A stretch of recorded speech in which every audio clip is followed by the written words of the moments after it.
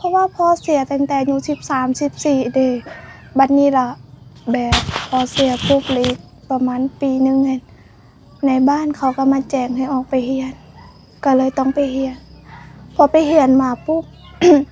แบบแม่หันแบกภาระผู้เดียวเพราะว่าพ่อเสียแล้วโดยเห็นแม่เมื่อยมาแต่เวียกแบบมาแต่สวนแบบนี้ล่ะโดยอีต้นแม่ก็เลยเอาคันคนมาซื้อเครื่องน้ำเจ้า15,000เขาเอาไป50ให้เจ้าทอนเขาเท่าไหร่35,000โดยคันคนมาซื้อเครื่องน้ำเจ้า12,000คนเอาเงินให้ใบเซนเจ้าสิทอนเขาเท่าไหร่12,000โดยเอาเงินใบเซนให้88,000ก็ไวอยู่เด้เจ้าก็เก่งอยู่เด้พัดลมน้องก็บ่มีพี่น้องแต่ว่ามีไฟฟ้าเด้ต้องยังอยู่นี่ก็มีนี่คันว่าภาษาลาวเทิงนี่เจ้าได้เบิดอยู่โดยได้เบิดทุกคำเนาะภาษาผู้บ่าวผู้สาวนี่ ข่อยฮักเจ้าว่าได้ภาษาลาวเทิงคืออาเบิร์ดไม่คืออาเบิร์ดไม่คือโดยอาเบิร์นเมยโดยกะซีนี่หัวบ่ล่ะหัวอยู่แต่ถ้าฝนตกนักหันมันก็สิหัวลายอยู่มันก็สิหลายบอนอยู่แบบเป็นเสาหลังเก่าอยู่บอนนี่อยู่ในนี่เลยโอ้ยหลังเก่าแล้วมันเก่าเฮงบ่โดยได้ละประมาณ3เฮือนหลังนี่แต่ว่าเป็นสังกะสีหัวขามันแบบนี้เป็นสังกะสีคือทั้งหลังโดยทั้งหลังเฮือนน้องเพิ่น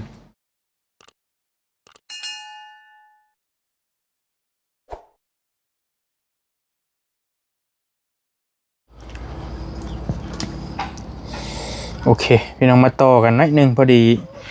โทรศัพท์เบาลี่อุณหภูมิเพิ่นบ่ไหวละร้อนแฮงป้าจิต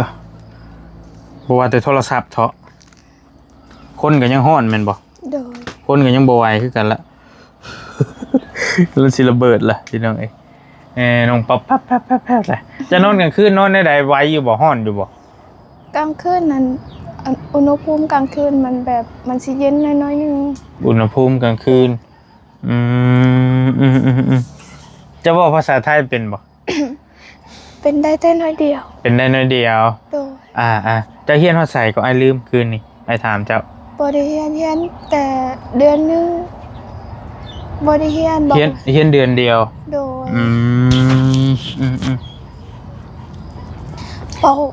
เบาแบบบ่ได้เฮียนเลยซะแบบบ่ฮู้เลย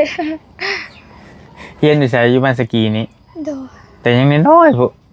ตอนประมาณอายุ14-15อุ้ยใหญ่แล้วโดยเป็นหยังคือเฮียนแป๊บเดียวแล้วออกเพราะว่าพ่อเสียตั้งแต่อายุ13-14เด้บัดนี้ล่ะแบบพอเสียปุ๊บเลยประมาณปีหนึงเห็นในบ้านเขาก็มาแจ้งให้ออกไปเรียนก็เลยต้องไปเรียนพอไปเรียนมาปุ๊บ แบบแม่หันแบกภาระผู้เดียวเพราะว่าพ่อเสียแล้วโดยเห็นแม่เมื่อยมาแต่เวียกแบบมาแต่สวนแบบนี้ล่ะโดยอีต้นแม่ก็เลยเอาคันว่าตัวเองเฮียนนี่กล้าว่าตัวเองเฮียนเก่งอยู่บ่บ่ฮู้คือกันเพราะว่าเรียนแล้วแต่บ่ฮู้เลยแป๊บเดียวติมันก็บ่ทันเป็นดอกสำนะไอ้ว่าเฮียนเดือนเดียว เฮียนเข้าเดียวมันก็บ่พอสิเป็นปานใดแต่บวกเลขได้อยู่บ่บวกเลขลบเลขไปขายเครื่องขายของนี่ก็พอได้อยู่ต้องใส่เครื่องโดยต้องอาศัยโทรศัพท์เอาถึงคันบวกเองนี่ก็บ่ได้ปานใดโดยหนังสือนี่แฮงแล้วเลยโดยบ่ได้เลยเนาะโอเคเพราะว่าน้องบ่ได้เรียนเด้พี่น้อง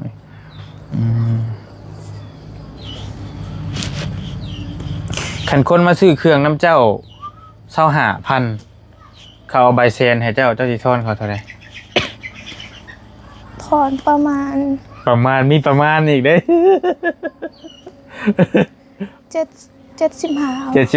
โอเคคันคนมาซื้อเครื่องน้ำเจ้า15,000เขาเอาใบ50ให้เจ้าทอนเขาเท่าไหร่35,000คันคนมาซื้อเครื่องน้ำเจ้า12,000คนเอาเงินให้ใบเซนเจ้าสิทอนเขาเท่าไหร่12,000โดยเอาเงินใบเซนให้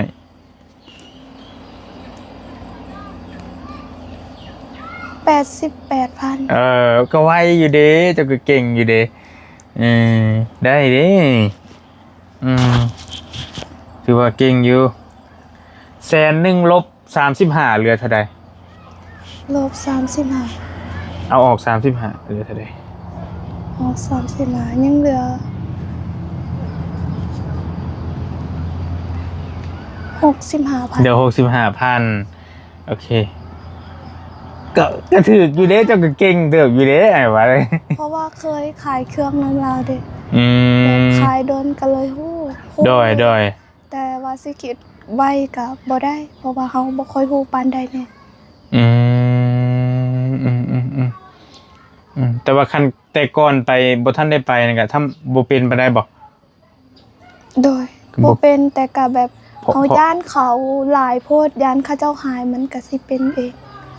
แบบเฮาก็สิแบบเฮาคิดเองประมาณนั้นเพราะว่าเฮาก็นับได้อยู่เงินนะ อืมเพราะว่าอ้ายถามบางคนนี่ก็บ่เป็นนะแต่เจ้าเบิ่งเจ้านี่เจ้าก็ไวเติบอยู่คันเจ้าไปขายหน่อไม้ถุง15,000 4ถุงเท่าไหร่สิได้เงินเท่าไหร่ 45บ่4ถุง 4ถุง15,000 ถุง15 60 60,000 โดย ก็ไว้ดิแม่นบ่บ่ได้เรียนสู้อ้ายไปจังอันนี้ แม่บ่ได้เรียน บ่ได้เรียนอีหลี โดย อืม ค้าขายน้ำเราโดนก็เลยฮู้ เออ แต่กี้หันเขียนเลขก็บ่เป็นแต่เดี๋ยวนี้หันเป็น พอได้ ได้อยู่เลข1เลข2หัวเลข10อยู่ โอ้ แบบเขาเจ้าสอนนะแบบคันเฮาบ่ฮู้แบบ เขาก็สอนประมาณนั้น อืม เพราะว่าเขาสอนด้นแล้วคันเฮายังบ่ฮู้อีกเขาเจ้าก็สิแบบสิหายเฮาหน่อยนึงบอกว่าเฮ็ด แม่น แล้วก็ยังบ่ฮู้อีก แม่น แบบเฮาก็สิมีความตั้งใจอยู่บ่อนหั่นแหละแต่ย่านเขาเจ้าหายแน่ แม่นถูกต้องโอเคความหมายว่าเจ้าต้องพัฒนาตัวเจ้าเองเนาะ โดย ความหมายไปเฮ็ดเวียกไปเท่าไรเดือนเท่าไรปีผัดบวกเลขลบเลขยังบ่เป็นมันบ่แม่นนะก็แม่นความเจ้าอยู่คือหมายว่าต้องพัฒนาเองนะอันน่ะฝนตกวังหนึงนี่มันเจ้าอยู่ไส เมื่อกี้นี่บ่ โดย เมื่อกี้เห็นไปลิ้นอยู่เฮือน เฮือนน่ะบ่ าวละเครื่องอยู่เฮือนนี่ก็แบบเอาก่อนเอาเขาอยู่ในก่อนแล้วค่อยไปลิ้นแบบปิดประตูก่อนแบบยันลมแฮง แบบ ฮู้ว่ามันสิตกแหละ โดยเพราะว่าแม่ย่าเอิ้นให้ไปอยู่พุ่นยานฝนตกแฮงยานมีลมแบบฝนหากระตกเด้ โดยคอยก็เลยพาน้องเขาไปลบอยู่เฮือนเราก่อน พัดลมน้องก็บ่มีพี่น้องแต่ว่ามีไฟฟ้าเด้ต้องยังอยู่นี่ก็มีนี่ก็มีไฟฟ้าคือกัน โดย คันได้พัดลมจักโตคือสิดีเนาะ โดย แต่ว่าคันได้เจ้าก็บ่ได้นอนนี่คือเก่าก็สิให้แม่ให้น้องพัดเนาะ โดยให้แม่ให้น้องพัดก็ดีใจแล้ว ดีใจแล้ว โดย จักโตจังสิพอกันตัวหนึง2โต สองโต 2โตคันว่าให้คักเนาะ น้องชายกับแม่ โดย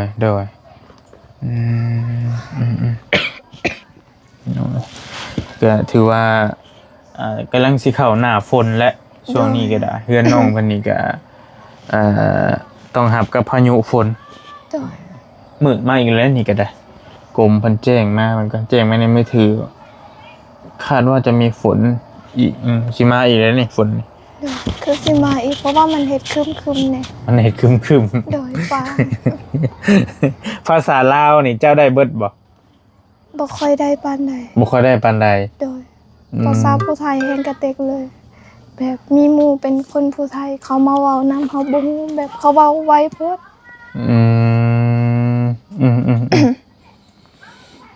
คันว่าภาษาลาวเทิงนี่เจ้าได้เบิดอยู่ โดย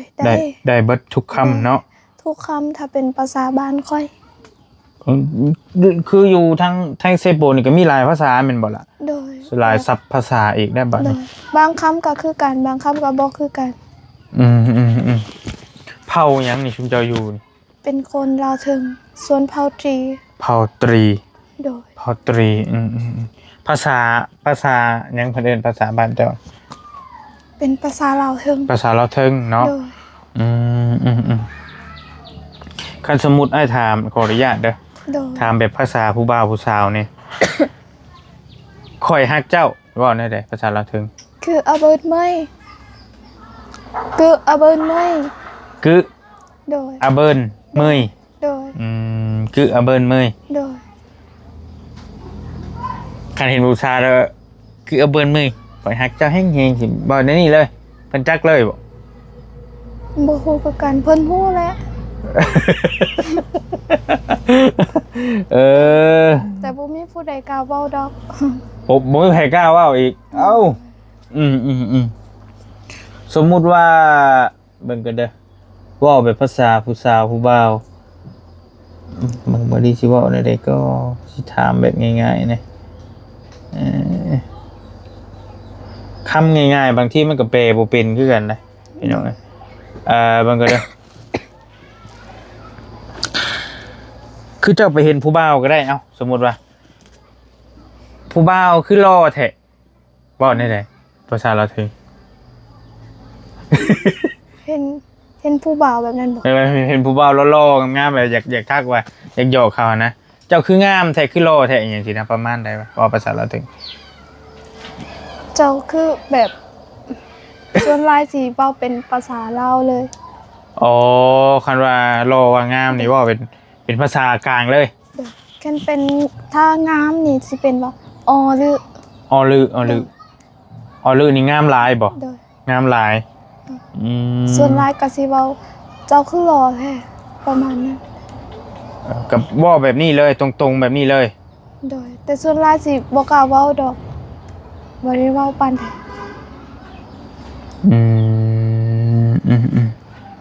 ธรรมดาเนาะเพราะว่าเดี๋ยวนี้ภาษาลาวมันก็แทรกเข้ามา มันปนกัน มันปนกันหลายแล้วเนาะ ปนกันกับภาษาลาวถึง แบบโอ้ข่อยอยากกินข้าวข่อยหิวข้าวแห้งๆเดี๋ยวว่าได้ได คือเป็นยาดอยหรือคือเป็นยาดอย กึ โดย มิ คือเป็นยาดอยหรือคือก ึ เป็นยา ปีเนีย ดอย โดย หรือ ลึนี่คือหลายแม่นบ่ โดย โอ้กึนี่คือข่อยเอง โดย กึปิยะโดยลึแม่นบ่ โดย ยังบ่อยากถือกันได้ไอ้วัน แบบมันบ่ถูกแบบมัน สำเนียง โดย โอเคโอ้ยต้องเฮียนหลายเติบไอ้เบิ่งทรงแล้วแต่ว่าข้างหน้าให้เจ้าไปน้องไปภาษาให้อ้ายนี่ไปเฮือนนั่นเฮือนนี่น่ะได้เบิดเนาะภาษาเราเพิ่งได้ ได้ หมดเลยโอเคแต่ว่าภาษาเวียดนี่เจ้าบ่ได้ บ่ได้ เจ้ายอม โดย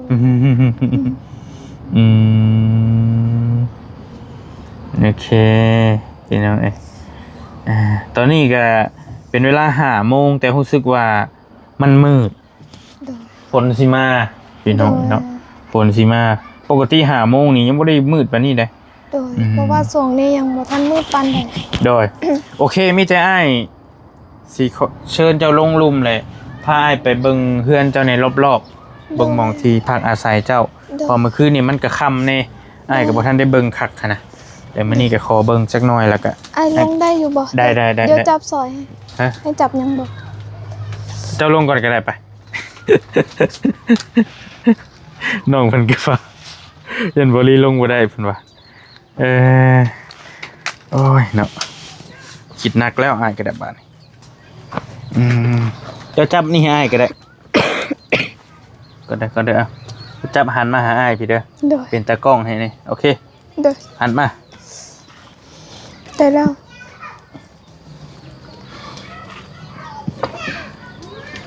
จะบ่ให้อ้ายบ่อ้ายเฮ็ดเทื่อเจ้าหัน บ่ให้เพราะว่ามันก็อยากพังแน่นอนนึง ความหมายว่ามันฮักมันสิฮักอยู่แล้ว โดย บ่ลีมาซ้ำนะว่าแล้วก็ได้ บ่เป็นหยังเพราะว่าแม่ค่อยว่าสิเฮ็ดใหม่อยู่แล้ว ต้องได้มางออกย่านเด็กน้อยล้ม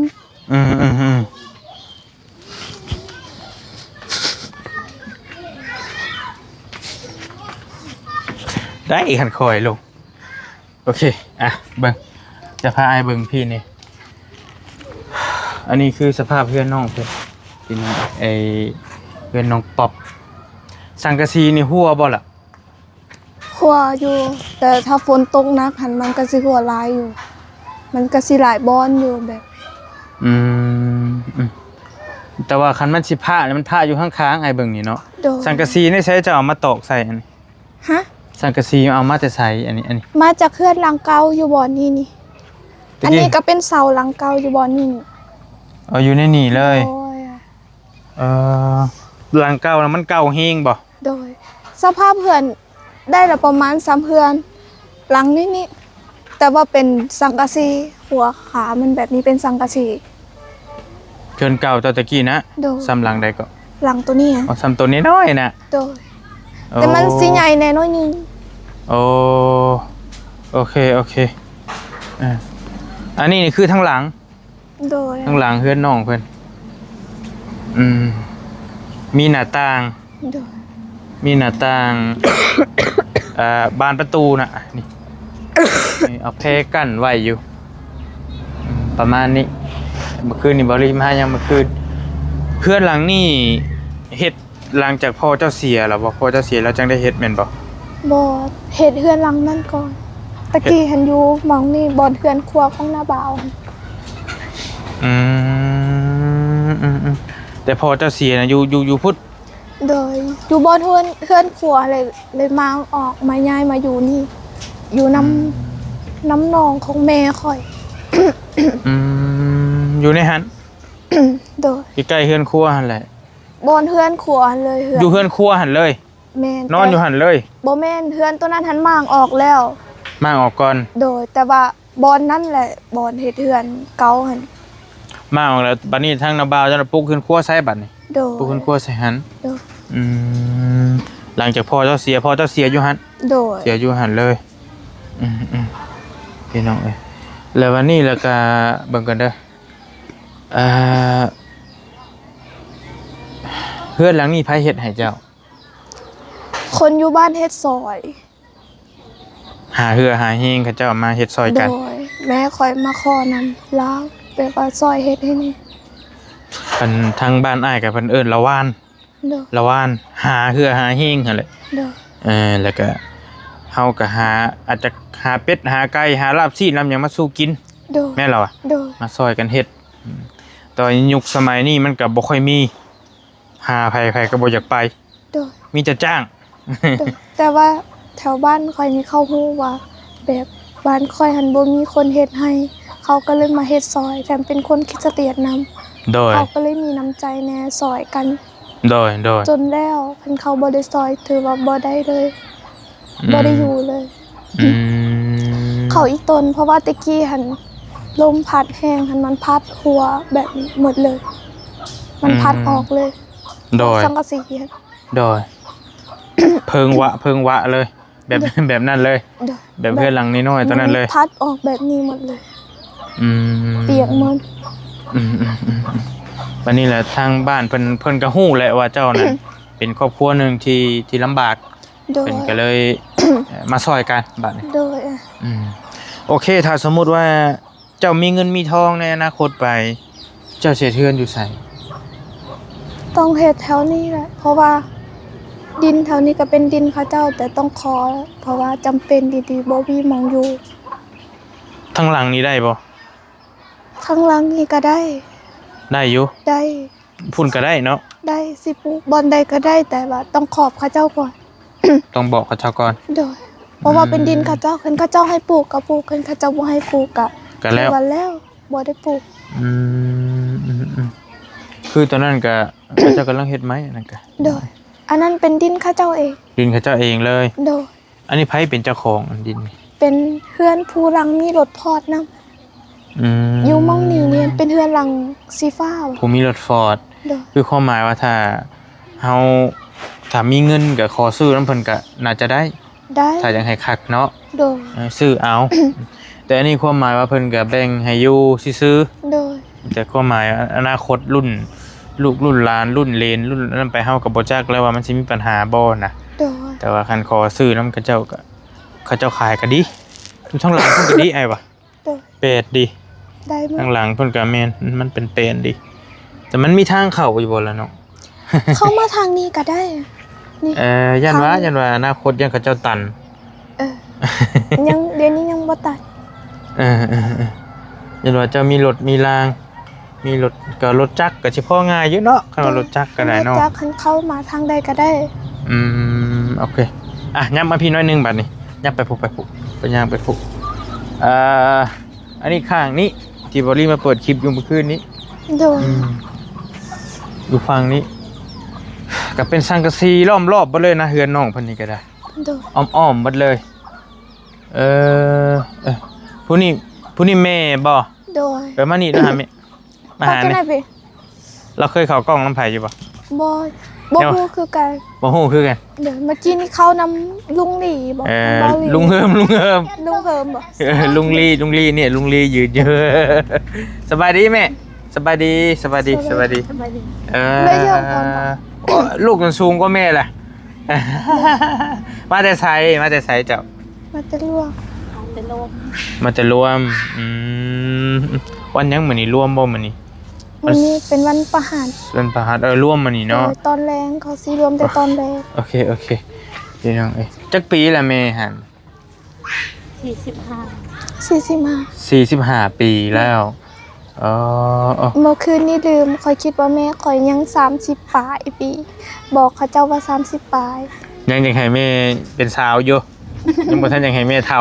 โดยเพราะว่ายังบ่ฮู้แบบอายุเรานั้น แล้วมีไผอีกน้องผู้นี้ก็น้องบ่ โดย ห้องมาดูมายืนมาให้ด้วย ปัจจุบันพร ไผมาอายที่นี่ผู้นี้สิบ่อาย น้องว่า ผู้นี้คือแม่ คือแม่บ่คอยว่าสิเป็นคือพ่อหน่อยนึง เจ้าแล้วข่อยบ่เคยเห็นพ่อเจ้า โดย แต่ก็คือแม่อยู่แต่เจ้าบ่คือแม่เจ้า คือพ่อเพิ่นบ่แม่คือพ่อเพิ่นแม่นบ่ แม่ หลายคนก็บอกเจ้าคือพ่อแม่นบอก โดย แม่ชื่อหยัง กับ กำแม่กำเนาะจักปีแล้วอันพ่อเจ้าเสียจักปีแล้ว 6 ปีแล้ว ได้7 ปีแล้ว 7 ปีแล้ว6 ปี 6 ปี นั่น 6 หรือ 7สรุปให้จำถึกจำผิด คอยอาจสิจำผิดก็ได้ โอเคแม่ก็บ่เอาผัวใหม่เนาะ พอเรียนรู้ เลี้ยงลูกพ่อแม่สิบ่เอาเลยบ่เอาดูกับลูกแล้วพ่อ พอแล้ว ดีแล้วคันว่าอดได้ก็ได้พี่น้องบางคนน่ะบ่ได้แล้วยังเอาอยู่3ลาวนี่เพราะว่ายังบ่ได้เฒ่าเด้ยัง40ปลายอยู่เมื่อคืนนี้เจ้าไปไสไปหาหยังคืนนี่ ไปสอน ไปสอนเราว่าบ่ค่อยเป็นไปได้บ่ โดย โอ้โอเคพี่น้องไปสันอยู่ดีมีเฮงเด้อมาถามข่าวซื่อๆให้เราไปลิ้นแล้วก็ได้อย่าว่าเราจะไปขึ้นน้ำบ้าบ่เดี๋ยวจะพาให้ขึ้นเบิ่งเทิงนี่นิดนึง โดยพี่อย่าละเมิด ตามสบายโลดจนว่าเราพาไปมีทางไป โดย โอเคไปขออนุญาตขึ้นมาเบิ่งคักๆนิดนึงบ่ฮักอีกเด้อบ่เฮ้ยย่าได้เมื่อคืนนี้ขึ้นอยู่ตัวนี้ โดยให้จับกองให้บอก น้องให้จับกล้องให้บ่คนว่าจังว่านี่แหละน้องเอ้ยง่ายก็ได้เรื่องบ่มั่นใจแล้วบัดนี้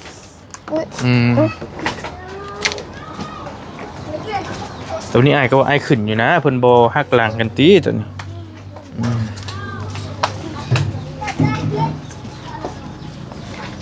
มันเสียทุ่มๆเลย ไอ้ขอโทษอย่าฮักหลังกันได้เฮ้ยเห็นว่าก็ได้ได้อยู่ตัวนี้แข็งอยู่แต่คันไปเหยียบถือกับพิษก็แม่นเรียบร้อยแล้วนะอันนี้ก็ได้อันนี้ทางหน้าเฮือนน้องเพิ่นพี่น้องทางหน้าแล้วก็มีกกมะฮุงอยู่2ต้นแต่ว่าบ่มีหมาก3ต้นบ่ทันเห็นท่อนหมากมันอันนี้หม่องเฮือนที่น้องอยู่เฮือนแท้ๆพี่น้องอยู่ไผนอนอยู่ทางในหั่นเนาะ ปกติเราเป็นน้อง เจ้านี้ เป็นน้องสาย น้องชายของเจ้า โดย แล้วปัจจุบันนี้ไผนอน น้องสาย น้องชาย โดย เจ้าบ่ได้เคยนอนเฮือนหลังนี้บ่หรือว่าเคยนอนอยู่ เคยนอนอยู่บอนนี้นอกจากนี้บอนนี้แม่แล้วแถวนี้นอนแต่เดี๋ยวนี้หันนอนนำลูกของป่าลูกสาวของป่ามาลินอยู่เฮือนหน้าบ่าว ผู้เพิ่นมาแต่วิละหั่นบ่ โดย ก็เห็นเพิ่นหนึ่งข่าวกินบอลลี่ก็เลยย่างไปถามว่าเอามาแต่วิละเพิ่นว่า โดย ยามใดเจ้าสิมานอนอยู่พี่ หึ ยามใดสิมานอนอยู่พี่ ต้องให้เราเมื่อก่อนถึงสินอน คันบ่ได้นอนอยู่บอนนี่ก็มีแต่นอนอยู่น้ำหยาอยู่ในกระตอบบอนตู้หันอยู่แบบแถวเพื่อนแบบบ่ฮู้สิว่านะ อยู่ไสเลย เพื่อนหน้าบ่าวคือกัน แต่อยู่ลุ่มแบบนี้เดี๋ยวเขาเฮ็ดกระตูบอยู่ลุ่ม อยู่ติดดินเลย โดย อืมอยู่ยับไปอีกเฮือนนาบาวอีกผู้หนึง บ่เฮือนตัวนั้นแหละ เฮือนอยู่ในหันแต่มันมีเฮือนอยู่กระตุกนิดหน่อยอยู่ลุมอีก เขาเฮ็ดกระตูบน้อยๆอยู่ลุ่ม โอเคก็อยู่นี่ก็หลายคนแหละความหมายว่าหั่นน่ะ โดย ตามบอลลี่เบิ่งนี่ก็โอเคฮู้ไผน่ะ เป็นฮูกของน้อง พ่อเจ้าบ่ บ่แม่นเป็นน้องหมด อืม แต่เป็นตะกี้หันคนเวียดเป็นเฮ็ดแบบมันบ่คือหน้า แต้มเอา ปนใดโดยคนเวียดเฮ็ดมันบ่คือกับหน้าเฮาหลายปานใดแบบมันสิออกเป็นคนเวียดนิดนึง บ่เจ้าก็คือคนเวียดอ้ายบ่เจ้าคือคนเวียดอ้ายบ่เจ้าอยู่แต่ว่าพ่อจะเป็นคนเวียดบ่จ้ะ บ่แม่นแต่ว่าหญ้าคอยหันตะกี้หันเราอยู่ฟังเวียดนามแต่บ่ฮู้คือกันเราเอาผัวมา เลยย้ายมาอยู่ ฮะแต่ว่าเอาไปมาว่าเชื่อชายเวียดมาจากลามมาเนาะ แต่บ่ฮู้คือกัน กับบ่ฮู้คือกัน โดย ยันว่ารุ่นแต่ปู่แต่ย่าเจ้าผมก็บ่จักเนาะ โดย เพิ่นได้เป็นเชื้อสายเวียดมาก็บ่จักแต่ว่าคือเลยนะน้องเพิ่นคือเวียดเลยดิพี่น้อยก็ประมาณนี้พี่น้อยเฮือนซ่านน้องเพิ่นก็อยู่กันแบบที่ละซองทางซ้ายทะลุทางขวาซองทางขวาทะลุทางซ้ายเห็นเบิดเลยนะพี่น้องเนาะการสมมุติว่าสิเปลี่ยนเสื้อผ้านี่ก็บ่กล้าแก้เบิดแหละต้องมีแพรนี่ โดย เพราะคนเดียวมาทางใดก็เห็น โดย เห็นเบิดทุกด้านทุกมุมเลย โดย อันนี้ข่าวอ้ายให้ขึ้นนี้ยังบ่ได้แกะ โดยเพราะว่ายังมีอยู่เขาอยู่ใน เดยคันว่า50โลจะอยู่ได้จักมื้อเนาะเขาเจ้า บ่ฮู้คือกันเพราะปกติมาแล้ว คันบ่ได้ซื้อเขาเป็นโลแล้วมีแต่ซื้อเป้าแบบนี้แล้วก็สีเอาแต่มันสิได้แต่น้อยเดียวหันพอหมดแล้วก็กันตัวบอลสีเขาหันเพก็ต้องได้ต่ำเอา คันประมาณว่า5โลเด้ได้จักมื้อกะได้บ่ได้บ่3มื้อ พอได้อยู่ มื้อละโลปลายนะไอ้เบิ่งนี่ โดยเพราะว่าหันคอยหันถ้าไปเฮ็ดเวียกอยู่เฮือนเวียดหันก็ กินอยู่พุ่น แต่เช้ามาบ่ได้กินแต่เฮ็ดซื่อๆตอนเที่ยงจึงได้กิน เพราะว่าบ่มักกินข้าวเช้าปานใด กินข้าวจักเทื่อมื้อหนึงจ้ะ บางเทื่อก็มีแต่เทื่อเดียวแล้วกับกินแต่หรือว่ากินหมี่เอาแต่บ่ได้กินข้าวเลย อืมกินมีจังฮ้อจังอิ่ม คอนึงก็อิ่มแล้ว ฮ้อหนึงก็อิ่มแล้ว โดย โอ้กินหน่อยลีเหรอโอเคพี่น้องเอ้ยภาษาประมาณนี้แหละอ้ายก็มายามเมืองยามมื้อเว้นมื้อนี้พี่น้องได้มาเห็นยามมื้อเว้น เนี่ยแล้วก็มีโอกาสมื้อหน้าสิมาใหม่เด้อน้องเด้อ โดย ก็จังค่อยว่ากันไปรถอ้ายหน่อยจังหน่อยปะ โดย อ้ายสิเอาขนมให้น้องๆมาสู่กันกินนี่เกือบจะบ่ โดย เจ้าลงก่อนเจ้าเริ่มเป็นห่วงง่ายแล้วแม่นบ่ตัวนี้สูงแล้วตัวนี้ หึ่มลงไปในพอแห้งแล้วพี่น้องเอ้ยตอนนั้นยังว่าต่ำนี่เด้โอเคได้อยู่ดอกตัวนี้เน้นอยู่ ไปเพื่อนน้องเปลืองแม่นบ่น้องป๊อปตะกี้ซ้ำนี่ที่หลายเฮือนจ้ะติ มันสิแบบ มันกว้างในนึ มั ง นยาว ได้ประมาณนี้ด้วย อืมอืม ก็สิเฮ็ดเป็นเหือนครัวนํเฮ็ดกินอยู่ในเหือนเลย อืมเฮ็ดอยู่น้ำกัน เด้อ ตะกี้กินนี่ก็เฮือนคนบ่อันนี้ก็ได้ โดยเป็นเฮือนคนเป็นเฮือนหลังผู้นี้เป็นพ่อเฒ่าอีกผู้หนึงแต่เดี๋ยวนี้เมียเราเสียแล้วเราก็เลย ย้ายมาเฮ็ดเวียกเป็นรปภบอกได้ยินเขาเจ้าเว้าหั่น อืม อยู่ชายแดน อืมโอเคโอ้คนได้เฮือนไปนี่คือสิคักเนาะน้องเนาะ โดย ใหญ่คักเนาะ โดย โอ้ใหญ่คักอีหลีเฮือนล่ะคักใส่กระเบื้องครับ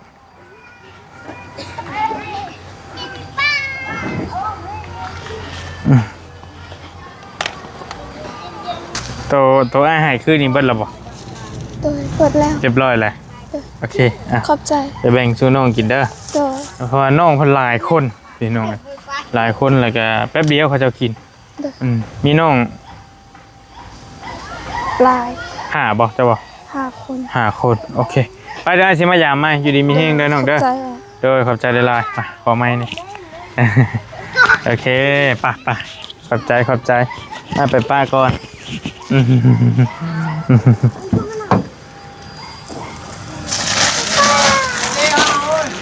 บอกพ่อวะเจ้ายายให้อ้ายนี่ยายให้น้องๆมาเอาลูกมาใครคนละถุงฮะขนมปันกันเอาไม่ลูกเอาไม่เอาโบก้าเอา ปันกันบอกกับเพื่อนย้ำน้ำผู้อื่นน้ำได้ทำหลายคนแบ่งให้กับเจ้าน้ำนี่คนละอันก็ได้แล้วแต่ยายให้รถเด้อยายให้กับเจ้ารถเอาไปป้าก่อนปันกันเพิบ ปันให้แล้วผู้ใหญ่ก็กินให้ยายแล้วเนี่ยฮะให้อายะนี่ให้อายะนั่นนี่ปันให้เพิ่นรถ พี่น้องไอ้บอลลี่กะเอาขนมให้นักป๊อปเพิ่นแบ่งปันกันน้องๆเพิ่นปันให้กินเพิ่นมาต้อนกับกระบะเพิ่น